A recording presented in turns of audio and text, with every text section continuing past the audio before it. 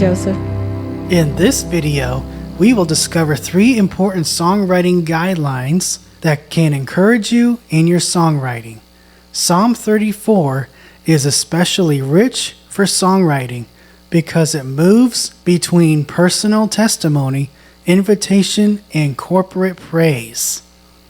That's so good. So comment with the word song if you would like to learn more practical insights about songwriting from the Psalms. So here are 3 strong practical tips that you can pull straight from Psalm 34. The first one that we want to share with you is to start with a personal testimony, then widen it. Psalm 34 begins with, "I will bless the Lord at all times" in verse 1. It's deeply personal before it becomes communal. "Magnify the Lord with me," it says in verse 3. And our songwriting tip is to write your verses as your own story with God. What He's done, how He's met you, and then let your chorus invite others in. That's right. How it looks in a song is this. For the verse, "I sought you in my fear, and you answered me." And then your chorus can be, "Come magnify the Lord with me." This creates authenticity first, then connection. Yes, I really like that. That's something we want to happen in our worship services. We can each be thinking individually in those verses when we're singing these songs to the Lord, but the chorus should make us all feel like we're one voice. We're all coming together in God's presence and expressing our praise and our love for Him. That's so powerful, Joseph.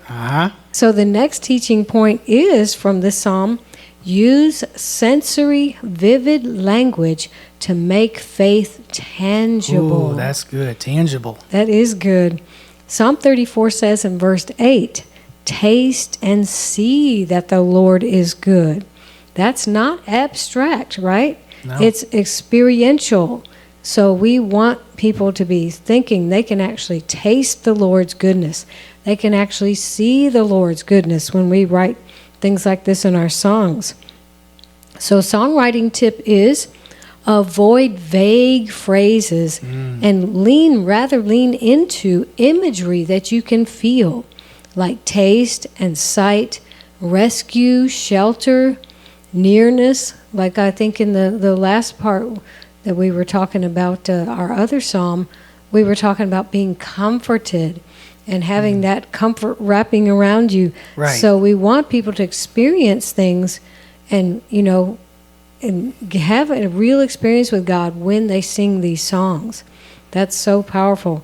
So instead of just saying something vague like "you are good to me," try "I've tasted mercy on my lips," or something like this: "I've seen your light break through my night."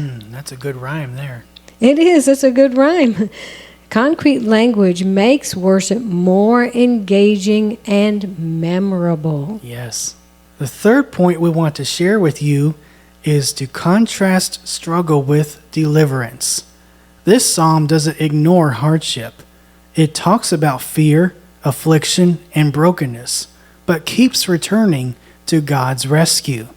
Some examples are desperation in verse 6, fears in verse 4, troubles in verses 6, 17, and 19. And we wrote about brokenness in our second verse from verse 18. The songwriting tip we want to share with you is to build tension by acknowledging real struggle, then resolve it with God's faithfulness. That's right. That's right. That's typical in music. If you're not even talking about words in a song, to have tension and release. So if you've ever listened to like violin parts, they'll get really intense. Not violence like...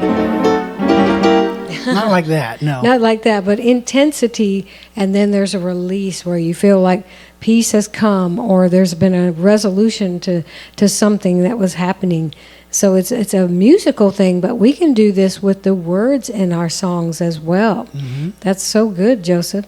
So the song structure idea we want to share with you is for the verse, use fear, lack, brokenness. In the pre-chorus, use crying out, seeking God. In the chorus, use deliverance, goodness, and nearness.